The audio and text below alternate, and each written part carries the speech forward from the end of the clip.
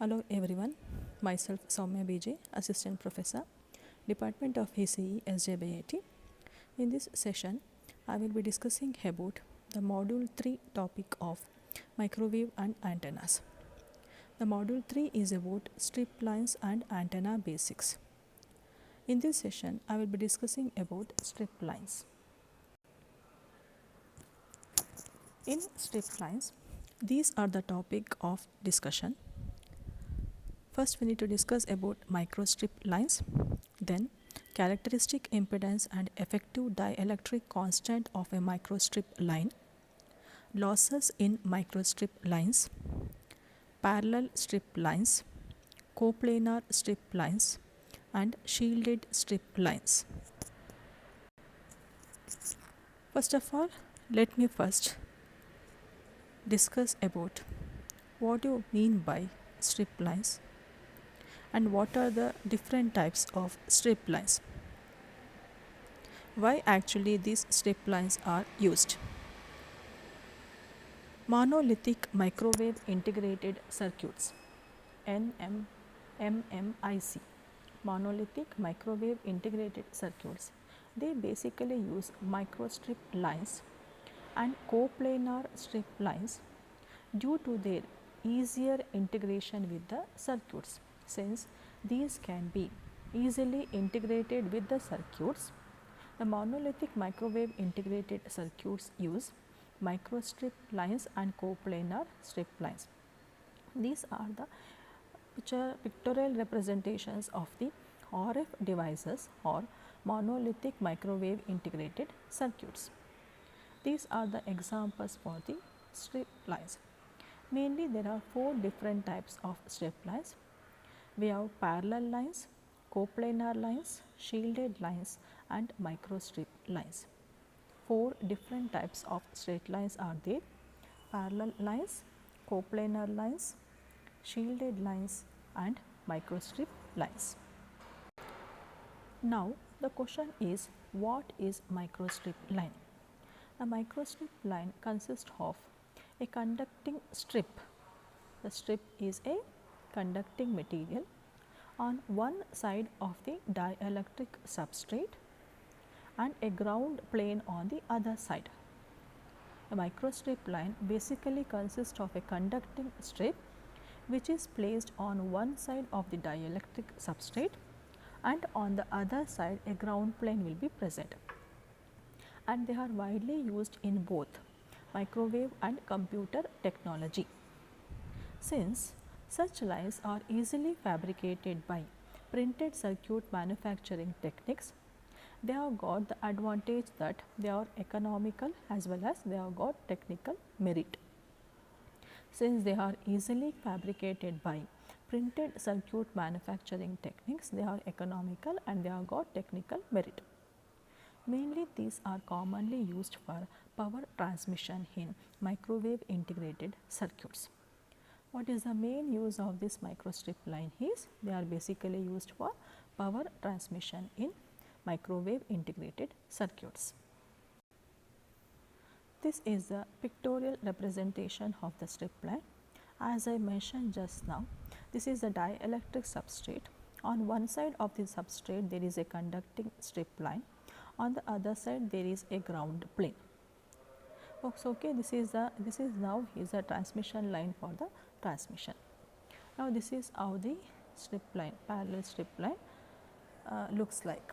Now similarly, this is how the electric field and the magnetic field direction wave propagation is being observed in this strip line. This is the conducting strip, this is the ground, this is the dielectric material with the permittivity epsilon r, and this is a 3-dimensional material. So we can represent it by means of x, y and z, and as you can see, whenever the electric field and magnetic field force, there is some amount of signals that are being emitted outside of this material also. That is why we tell that it supports quasi TEM mode. Some of the propagation of the signals occurs outside this microstrip, that is why we tell that it supports quasi TEM mode, and this is also called as open strip line. And Since due to this disadvantage, the radiation loss is more in microstrip line at discontinuities. So, the main disadvantage is there is a radiation loss which is more in microstrip lines at discontinuities. Over balanced strip line, this has the advantage as easier fabrication and better interconnection features. So, whenever we use the strip line, it has to be balanced properly and it has got more advantages compared to this disadvantage, because it can be easily fabricated and there is a better interconnection feature. That is why these microstrip lines have been widely used. This is the schematic diagram of the strip lines. This is a dielectric substrate. On the dielectric substrate, there is a strip conductor which is having width W, and what is the thickness of the strip conductor? T. At the height of this dielectric substrate having permittivity epsilon r is H, and this is our ground plane, and this is the propagation of E and H field. Okay, whatever field we are seeing vertically or E field, and whatever field that is appearing horizontally is the H field, and some of the waves they propagate outside of this what is that field lines, they propagate outside of this microstrip line. That is why we tell that it is supporting a quasi TEM mode. Now, these are the cross sections. This is about the cross section of the microstrip line. The microstrip line cross section and analysis for characteristic impedance of this microstrip line can be done by considering a wire over the ground line, because this can be related to the microstrip line. So, this is our microstrip which is having height H and the strip conductor width W and thickness is T. This can be correlated with a wire over ground line, in which this is a conducting material which we treat it as a wire which is represented in a circular fashion of diameter D, and this is our dielectric substrate which is having a length height H, which is been taken with respect to the center of this wire. Now, accordingly, we can write the characteristic impedance of the microstrip line as function of strip line width, thickness, the distance between the line and the ground plane, and the dielectric constant of the material. So, the characteristic impedance now is a function of strip line width, thickness, the distance between the line and the ground plane, and the dielectric constant of the material. So, Z naught can be written as 60 divided by square root of epsilon r into ln of 4h by d, for h very much greater than d, where epsilon r is the dielectric constant of the ambient medium, h is the height from the center of the wire to the ground plane, d is the diameter of the wire. The characteristic impedance of the microstrip line has got the equation equal to 60 divided by square root of epsilon r ln of 4h by d, for h very much greater than d, where epsilon r is the dielectric constant of the ambient medium, h is the height from the center of the wire to the ground plane, d is the diameter of the wire. Now, in free space, the propagation delay time is given by TDF is equal to propagation delay time is equal to square root of mu naught into epsilon naught.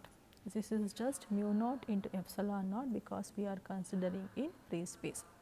After doing substitution of mu naught and epsilon naught, this TDF is equal to 3.333 nanosecond per meter or 1.016 nanosecond per feet.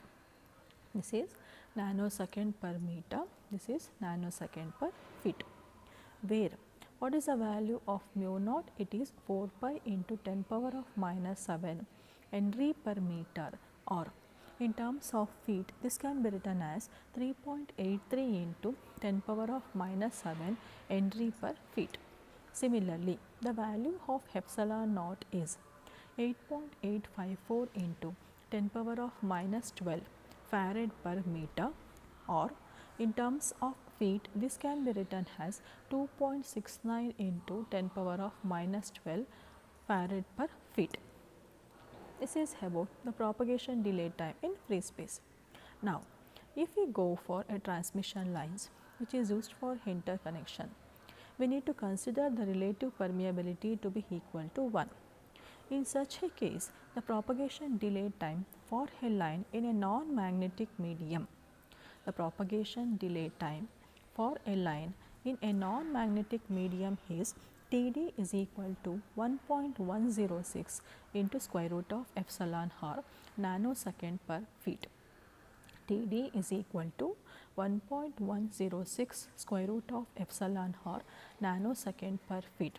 This is the propagation delay time for a line in a non-magnetic medium. For free space it is 3.333 nanosecond per meter or 1.016 nanosecond per feet. For non-magnetic medium, Td is 1.106 into square root of epsilon r nanosecond per feet. Now, we can relate these two, that is, we can relate effective relative dielectric constant for a microstrip line can be related to the relative dielectric constant of the board material. We are relating the effective relative dielectric constant for the microstrip line to the relative dielectric constant of the board material. Accordingly, the person by named Como discovered an empirical equation for the effective relative dielectric constant. He did the equation, means he devised the equation by measuring the propagation delay time and the relative dielectric constant of several board materials. The Como devised the equation for the effective relative dielectric constant by measuring the propagation delay time and the relative dielectric constant of several board materials. Accordingly, the equation for the relative dielectric constant, effective relative dielectric constant epsilon Re is given by 0.475 epsilon r plus 0.67. The effective relative dielectric constant is given by epsilon Re is equal to 0.475 epsilon r plus 0.67. This is the graph which is giving the representation of the effective relative dielectric constant with the dielectric constant epsilon r. The effective dielectric constant is expressed as a function of relative dielectric constant for the microstrip line. On the x axis we have relative dielectric constant epsilon r. On the y axis we have effective dielectric constant epsilon Re. As you can notice here, the effective dielectric constant epsilon Re is linearly related to relative dielectric constant epsilon r. As this epsilon r increases, epsilon Re also increases linearly. Now, let us discuss how actually the transformation of a rectangular conductor to equivalent circular conductor is being done in microstrip line. As we know, the cross section of the microstrip line is rectangular, but the relationship that we have done is with respect to a wire over the ground which is circular. So, the rectangular conductor must be transformed into an equivalent circular conductor. Since the example, this is the relation that we have done for the microstrip line is a wire over ground which is circular. We need to transform the rectangular conductor to the equivalent circular conductor. Springfield discovered an empirical equation for the transformation. Springfield discovered an empirical equation for the transformation. It is given by D is equal to 0.67 W into 0.8 plus T by W. This is the equation that transforms the rectangular conductor to the equivalent circular conductor. What is the D representation here? D is nothing but the diameter of the wire over the ground. Whatever wire over ground we have taken, that diameter is nothing but what? D. And what is the width of the microstrip line? Width of the microstrip line is represented as W, and thickness of the microstrip line is what? T. So, D is equal to 0.67 W into 0.8 plus T by W. Now, in this equation, the limitation of the ratio of thickness to width is about 0.1 and 0.8. What is the limitation of the ratio of thickness to width? It is about 0.1 and 0.8. To the spring field for the transformation, that is D is equal to 0.67 W into 0.8 plus T by W. Now, let us do the substitution of this relative effective dielectric constant and the D, the value that is being devised with rest be used in this equation of characteristic impedance now, and we will get a new equation of characteristic impedance for narrow microstrip line as Z0 is equal to 87 divided by square root of epsilon r plus 1.41 ln of 5.98 h divided by 0.8 w plus t. This is for the height of the dielectric substrate less than 0.8 w. Now, what is epsilon r? It is relative dielectric constant of the board material. H is the height from the microstrip line to the ground. W is the width of the microstrip line. T is the thickness of the microstrip line. Correspondingly, now the characteristic impedance for a wide microstrip line, the equation whatever we discussed right now, that is Z0 is equal to 87 divided by square root of epsilon r plus 1.41 ln of 5.98 h divided by 0.8 w plus t.